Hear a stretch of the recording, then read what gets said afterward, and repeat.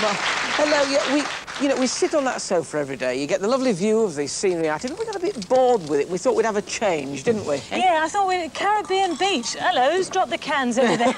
A Caribbean beach, bit of a Buena Vista when we look out the window. So I've called in the SouthSide Alliance. They're a group of 5 lads from Exeter. They're graffiti artists, but of course graffiti is illegal.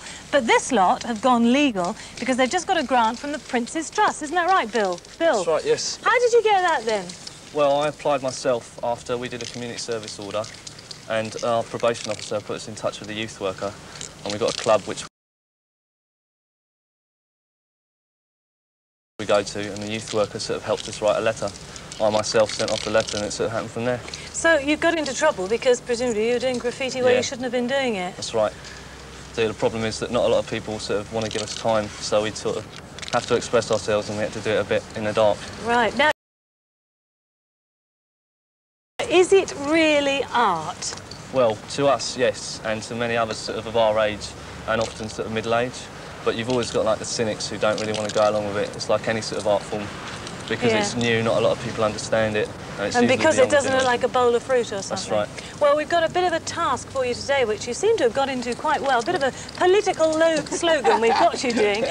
Daytime Live. So if you'd like to carry on with that, don't want to hold you up. Yeah, not the only controversy on today's programme. One of the controversies being how you should pronounce that word. Do you remember the crop circles debate? Those strange areas that appear in fields of corn?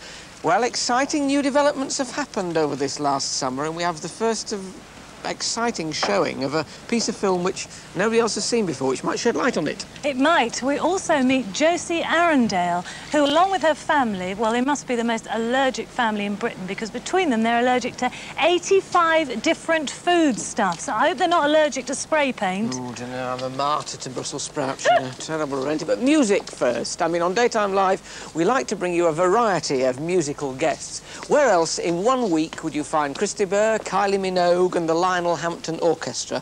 Well, today we're bringing you a new pop group, Halo James, formed from the band which launched Sade on her successful solo career. Now, we're sure these gentlemen will have similar success. Daytime Live's tip for the 90s. We gave you Bros, we're giving you them. We'll be hearing... Yes, well, the backdrop's coming on all right, Julie. This piece of wonderful scenery that SouthSide Alliance are doing for us, the group that used to do illegal graffiti and then got encouragement from the Prince's Trust to do it legally. So, what it is, actually, it's, what is it, Bill? Well, tell me what it is. Let's come and have a chat about it. Mark, come over here. Lovely big lump. What do we call it? We call it aerosol art. Aerosol art? Yes. Now, when you were doing it on the... What did you do, on tube station platforms, things like that? Or what? Dare you admit where you did it before? Railway lines, and mostly we concentrated on an over-disused warehouse, which was along a railway Presumably line. you had to do it fairly quickly when you were doing it there, did you? Yeah, we were always piecing our work up and looking over our shoulders, so we always had to hurry up. Well, here you've got a chance to do a bit more planning. I mean, how do you plan a piece like this? Well, it starts off, we always sort of, like, sketch out the design. So this is it? Yeah, this is the actual design for the one we've got here. And we start, like, with a rough pencil sketch, and then we link it in and put all our colours in. And from that, it's just a case of buying the appropriate aerosols in colour and sort of putting it on the board. Now, there is a vocabulary here. I mean, they tell me, was that a toy? What is a toy? Well, a toy is somebody that's sort of new to the game, like, just sort of started and can't really do much that's all that good. So we sort of class them as a toy, and they just So sort of toy boy means something quite different to you, boy, doesn't Joan Collins? What about a tag?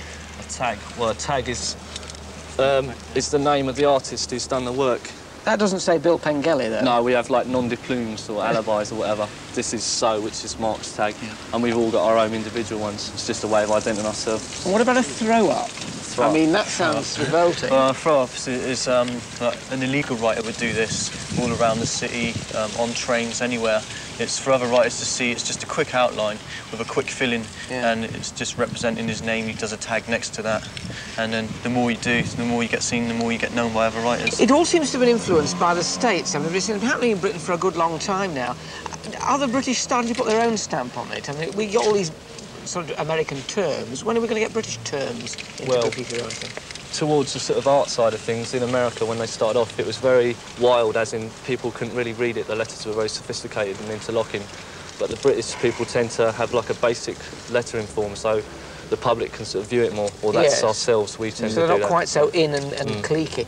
But these things cost about £5 a time, and I mean, it must run up a fair old bill, doesn't it? Yeah, well, what we normally do if we're going to do a piece legally now is we try and get a commission so people will pay for the cans and sometimes maybe pay us, but really all we're looking for is a commission with the cans paid for, not really to So get doing payment. it illegally actually costs you an awful lot more money because nobody's paying for it. Yeah. What are your ambitions? I mean, where do you want to do this kind of thing? To do a set for you again, I expect. Just do all the set.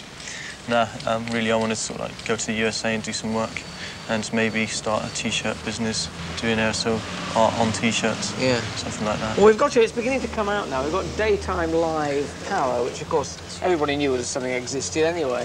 So you've been, the Prince's Trust is now helping you an awful lot. That's right. Any chance of one at Highgrove, do you think, on the back wall or something like that? It'd all help. Yeah, anything really, as long as we could get some work anywhere. Have you got to the stage now where people are coming round to it and saying, perhaps it is art, perhaps it's not just vandalism? Yeah, it's coming a lot better, isn't it? Yeah, well, I've done work for a surf shop in Exeter. Phil, he keeps coming back to me every now and again, and he asks me, do I want to do any more work in the surf shop to renew some of the paint, because it does wear out after a while. And so I do some more work, and he pays for it. So. Has going legit opened up the world to you in a way? I mean, do you feel much happier doing it now that you can do it legitimately? Yeah, definitely. We can today we spent quite a bit of time, and we can take our time, take care, and the end result's always a lot better. When you're doing like the illegals, you've got to look over your shoulder, run. It's a lot worse. Well, we wish you all the best. I'll hand you back your spray can. I have heard rumours, mind you, although Prince Charles might not want to Highgrove, I have heard rumours that Miss Spires is after one for her boudoir. Not at all, but I will just say that all the cans the lads were using were ozone friendly if you were thinking of ringing in or writing in.